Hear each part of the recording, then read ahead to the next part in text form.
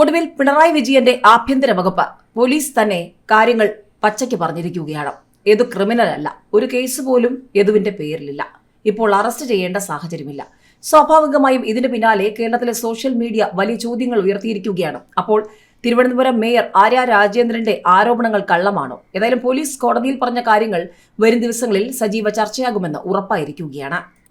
Yadu criminal അല്ല, ഒരു case പോലും യദുവിന്റെ പേരിലില്ല, ഇപ്പോൾ അറസ്റ്റ് ചെയ്യേണ്ട സാഹചര്യമില്ല. മേയറുടെ ആരോപണങ്ങൾ കള്ളമാണോ? പോലീസ് കോടതിയിലെത്തുമ്പോൾ വീണ്ടും ചോദ്യങ്ങളാണ്.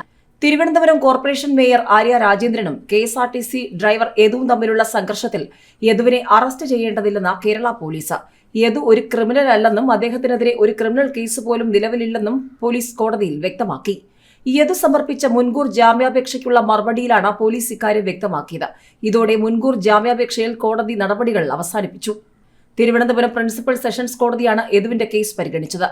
മേയർക്കെതിരെ പ്രതികരിച്ചു എന്ന കാരണത്താൽ CPM സഹായത്തോടെ പോലീസ് തനിക്കെതിരെ കള്ളക്കേസുകൾ രജിസ്റ്റർ ചെയ്യാൻ ശ്രമിക്കുകയാണെന്നും ഈ സാഹചര്യത്തിലാണ് താൻ മുൻകൂർ ജാമ്യാപേക്ഷ സമർപ്പിച്ചതെന്നുമാണ് യദു ഹർജിയിൽ പറഞ്ഞത്.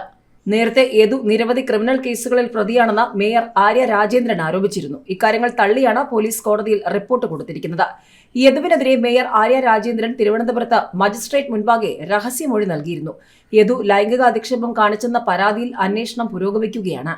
യദു നൽകിയ പരാതിയിൽ പ്രതിയാക്കപ്പെട്ട മേയർക്കും MLAക്കുമെതിരെ അന്വേഷണവും നടക്കുന്നുണ്ട്. പ്രധാന തെളിവായ മെമ്മറി കാർഡ് ആരെടുത്തുകൊണ്ടുപോയെന്ന് ഇപ്പോഴും കണ്ടെത്താൻ പോലീസിന് സാധിച്ചിട്ടില്ല.